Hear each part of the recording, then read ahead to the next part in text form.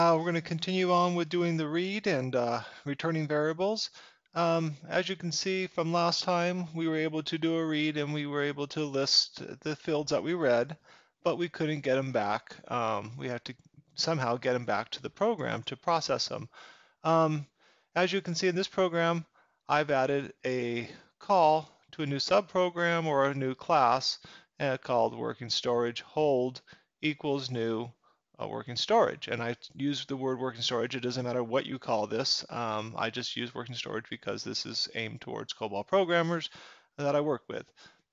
Anyways, so the new call program, as you can see, is up here, and it's called working storage. Once again, if you wanted to get started on this, you would right-click on source, you'd go to new, and then you go down to class, and you click class, and you would go ahead and type the name that you want to call it, and then you would hit finish. I've already done that, so I'm going to go to this, and as you can see, I've added a class called public class working storage with the bracket, and I've added 3 working storage fields: string COBOL, WS COBOL, string WS Java, string WS example, and I've initialized them to space. Right below there's a public void RB read DB working storage hold. And if I come to the program, if I come back to the program, this is basically setting up those variables to be used in any program where I'm passing the parameter. And as you can see, when I come down to calling my RB, I've now put hold, which is the parameter, into the call. So then when I call our read our DB, I go read read DB. You'll see that at the top it says working storage hold. This is defining the parameter that's so that the variables are available. As you can see right here, I've added this new variable hold dot WS COBOL. Hold is, as you can see from here, and the name WS COBOL would come back to working storage where you'd see WS COBOL. So if I go here, I'm saying set WS COBOL equals whatever in COBOL name. And then if I come back to the main program where I'm doing the call, when I come back from reading the read DB from the hold, I want to do a sysprint, and this is also a display. I'll keep saying that.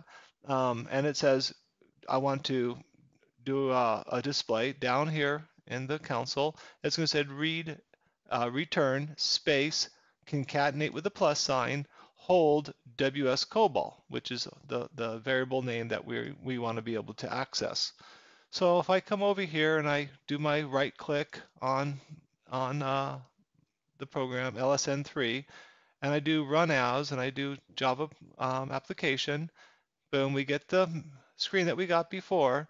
But now when I click on COBOL, you can see that I get COBOL Java and example, which we went over the first time, rec test, COBOL test, Java test name. But now we have right here, read, return COBOL, test COBOL, which is from now I've returned it to the LSN Java.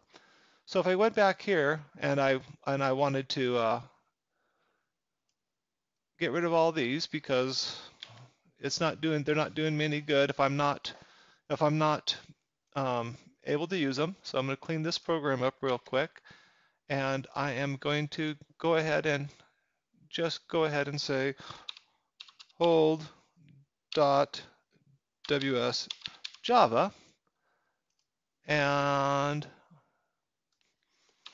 hold ws example.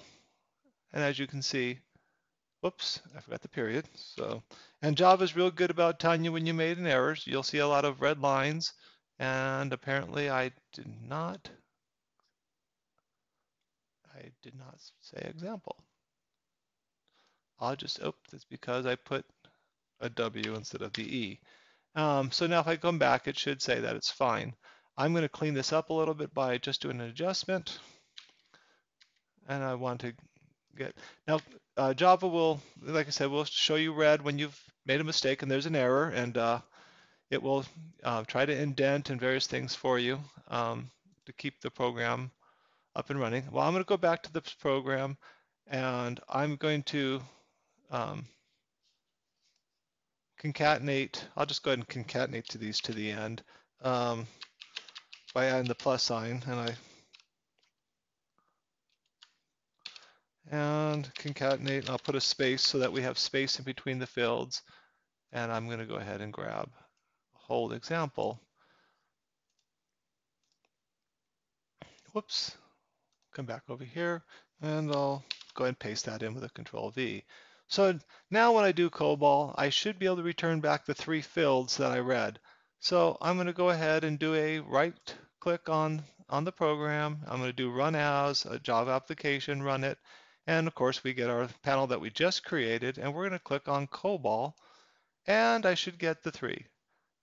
Test COBOL, test Java, and test name. Now, if you notice, this is the last record on the database because when I do the read, I loop through the whole database, and since I'm not tabling these items, I will get the last record that I read, and we'll deal with that later on. But for the time being, you're able to pass back a variable between 2 classes or 2 programs.